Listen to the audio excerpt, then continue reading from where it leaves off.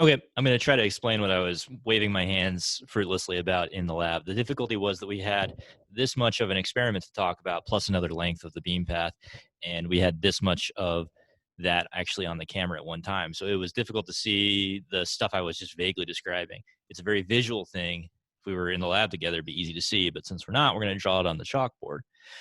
All right, let's imagine we have a beam going into the experiment that's collimated. So that's what I've drawn over here. There's a collimated beam. I drew a little mark here, called that an x-axis, and then said, let's plot the intensity as a function of position along that x-axis, right at that one location. So you can see that above. You can see there's a Gaussian intensity profile for the beam, right? Most intense at the center of the spot. It becomes diffuse and weaker as you move out towards the edges. And when we go into the experiment, that spot's like a millimeter and a half wide. It's fine. You can easily say where the beam is, right? But then we're going to hit the torsion pendulum mirror, which is curved.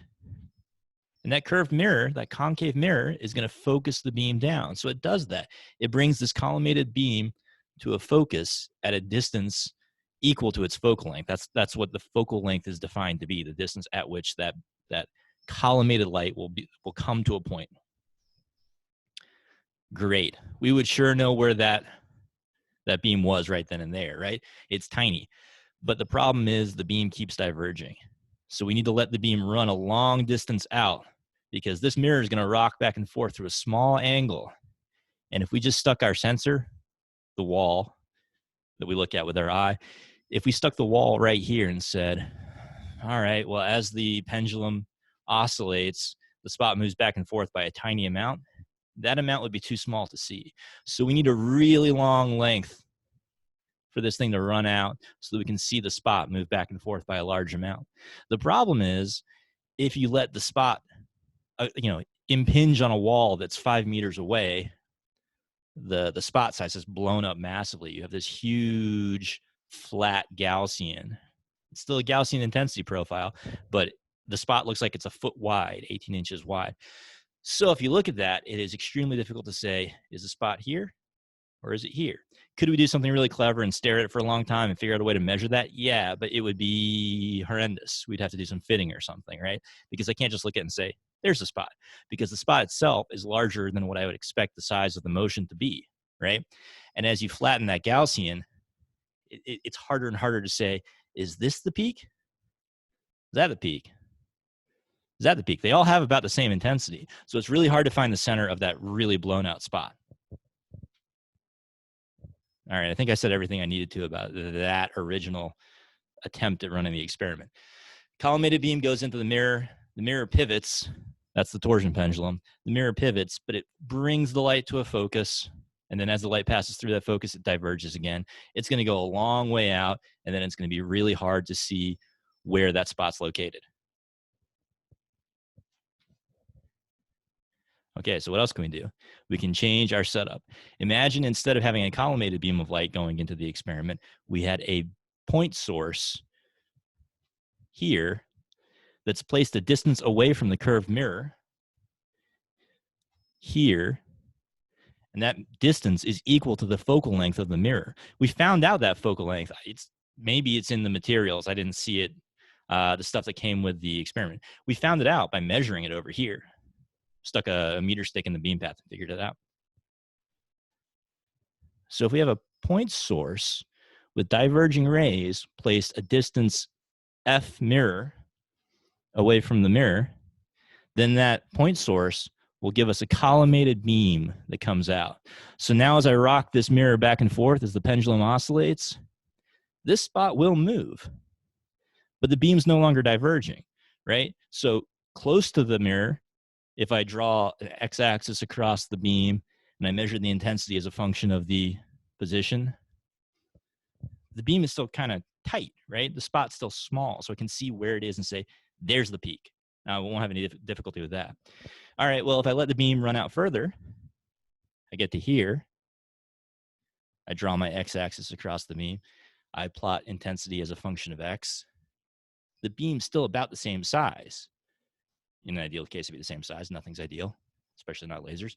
But the beam still looks like it's very sharply peaked. So I can tell you where the beam is at that spot. I don't have any difficulty saying, here's the spot. So now, divergent pencil of rays or bundle of rays, it hits the mirror. This point source, sorry, I'm trying to look in the camera to do this. This point source is a distance away from the mirror equal to the focal length of the mirror, and that gives me a nice, well-behaved collimated beam coming out of the experiment. And then that beam spot over here will move back and forth on the wall as this thing rocks. And it's going to rock due to the perturbation from the gravitational masses we're going to introduce into the experiment. Lastly, I drew some stuff on this graph. So I've mentioned full width half max as a way to describe the width of a beam. How big is this beam? Well, this Gaussian tails off forever, right? This Gaussian tails off forever. They all do. So how big is the beam? Is it infinitely wide? No. I need to agree on a convention for measuring beam width. So what we do is we say, find the maximum intensity. Take half of it. What is the width at that half maximum intensity? That is the full width half max. So when we report the size of a beam, we report usually the full width half max. Every once in a while, you'll find somebody who uses a different measurement. They'll say, here is the 1 over e, as in the base of the natural logarithm e. Here's the 1 over e width of the beam. And those people are all monsters and should be driven out of polite society. All right, so I think this is everything I was trying to say in there. Oh, and I have to caveat all this. We're not really coming from a real point source, are we? We're coming out of a telescope. And I did that because it was easier to fiddle with. So what we actually have is not a real point source here. We just have a slightly divergent beam coming out of a telescope. The reason it's slightly divergent is because we moved the two optics apart or closer together compared to where they should be in their ideal arrangement. So the Keplerian telescope has a specific spacing between the optics. I'll record another quick video to see if I can explain that and see if I can stitch it on the back end of this one. I don't know the first thing about video editing, and I have no tools on this computer, so let's see if that works. Okay, hopefully this is recording again. So we're just going to talk briefly about the two basic types of telescopes that I use a lot, one more than the other, but I use them a ton in a laser lab, the Keplerian and the Galilean telescope. So the top telescope here has two lenses, and depending on which way you're looking at it, you know, if you're saying I'm on this side, then I think this makes things look smaller as they go out. Or let's say, no, let's be careful. Let's just say it makes a beam spot size smaller as it goes out. We're not going to talk about magnification in terms of perception. We're going to talk about magnification in terms of the diameter of a beam. Okay, if I'm at the other end, I would say the small beam going in gets blown up to a large beam. The other type is the Galilean telescope. I'll talk about it more subsequently. Let's stick with the Keplerian first. So if I'm coming from this side and I have a beam going in that direction, I hit with my collimated light, I hit this first optic, this focusing lens, and it brings the collimated beam down to a focus, to a spot. And that spot is a distance equal to F1 away from that first lens, right? So the focal length of this optic is the distance it takes to bring a collimated beam to a focus. Then once the beam hits its focus, it starts to diverge again. And I place a second optic there. And that optic, this guy, optic 2, is placed a distance away from that focus equal to its own focal length, F2. So it's as though, forget everything upstream, it's as though there's a point source there. That point source has diverging rays of light that hit this optic and then go downstream collimated. So I have collimated in, collimated out. The total separation is what? F1 plus F2. F2 is smaller than F1. So the spot size out is equal to the spot size in times F2 divided by F1. I can prove that. It just takes geometry. You need Snell's law to do it, but Snell's law happened in your first year of physics classes, so you're fine. Is there anything else? Oh, let's do the other direction. Sure. So if I come with a collimated beam in this direction, I hit this first optic. This first optic focuses the beam down to a point at its focal distance, F2. The beam then diverges, and it hits that second optic. This second optic is placed a distance away from that focal point, equal to its own focal length, again, F1. which means forget all this stuff now.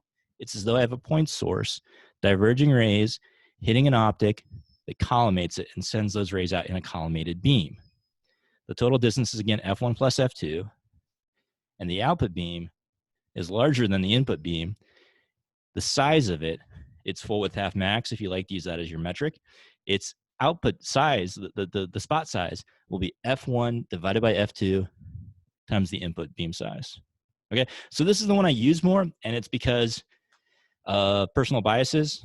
I think I've always worked in labs that had a lot more of these kinds of lenses than these kinds of lenses.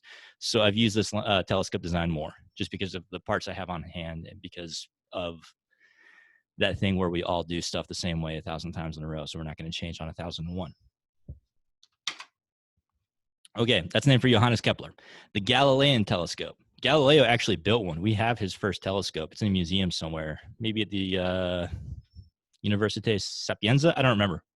We have his telescope. Galileo did not invent the telescope. The telescope suddenly appeared and was ubiquitous in Amsterdam, I think it was. It was just suddenly everywhere. There was a guy who tried to patent it, and he was told by the patent clerk, this is in the 1600s. I used to know the date. In my mind, I'm thinking 1624, but that's probably wrong. He was told that telescopes were suddenly everywhere and had been for 18 months, something like that. So it was not fair for him to claim that he had intellectual ownership over that idea. So telescopes were everywhere. And if I remember right, we should bully John into telling us if this is right, because I think we talked about it in Astro when he took it with me. I might have added this into the curriculum later. If I remember correctly, somebody in Amsterdam writes a letter to his pal Galileo Galilei in, I want to say Venice, but I might be wrong about that because he was moving around with his education. Writes a letter to Galileo Galilei saying, hey, check out telescopes. These are the new thing. Galileo Galilei, if I remember correctly, has to support his illegitimate children, and so he tries to think of ways to make money to support his illegitimate children using telescopes, and he does so. He says he comes up with a list of applications, and I think he tries to gain a sponsorship from a patron who was one of the Medicis or something like that. But one of the other things he does is say, hey, everybody looks at ships with these. Everybody looks at things on Earth with them. We look at things a distance away. What happens if I turn it up at the sky? That's how he observed Jupiter's moons and became the acolyte of heliocentrism. All right, so Galileo Galilei builds this telescope. We have his original telescope. Let's start going in this direction. You come into a diverging lens. So this lens has its focal point back behind you. I've come into the lens and it acts as though it's what would you say, imaging a point source located behind the lens here, a distance equal to its focal length. That's the definition of a focal length for this kind of lens.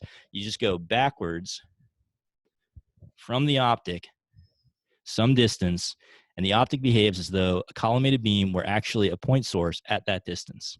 So we have a diverging beam, comes out here, and we hit a second optic. And that second optic is placed a distance away from that, not real, but notional, point source. It's placed a distance away from that point source equal to its focal length, F1. Okay, so forget about the existence of this real optic and pretend that there's this imaginary point source here. That point source has diverging rays, which hit this lens at distance F1 downstream, down the beam path. That means that it will send out a collimated beam of light. You can go the opposite direction too. The whole analysis works the same way. I'm not going to redo it. The magnification here, it works the same way. It's going to be F1 over F2 or F2 over F1, depending on which way you go through it. Keplerian, Galilean. Galileo wrote to Kepler and vice versa. I think Kepler was actually trying to get Galileo to work through his book on the motion of the spheres. I used to know all this. I still got it somewhere in my notes for teaching astro, but it's not stuff I internalized. One of the cute things about that story, though, is that Johannes Kepler had very poor vision because he'd had smallpox as a child, which is a ghastly, horrifying virus. I actually maybe should have thought about that before bringing this up. It's a terrible disease, and we've eradicated it. But he had suffered damage to his eyesight as a result of contracting smallpox as a child. So he'd never been able to be a practical astronomer, which had been something that he was passionate about. Instead, he just studied celestial mechanics theoretically. But with the aid of a telescope, he was able to go out and see these phenomena that he'd written about. So there's a cute ending to their correspondence there. Also, Kepler had to interrupt his work, just like you did, to defend his mother in a court of law from accusations of witchcraft. So for different reasons. And he won that fight. All right, so I'm going to stop this, and we're going to walk back over to the laser lab. Thank you for your attention.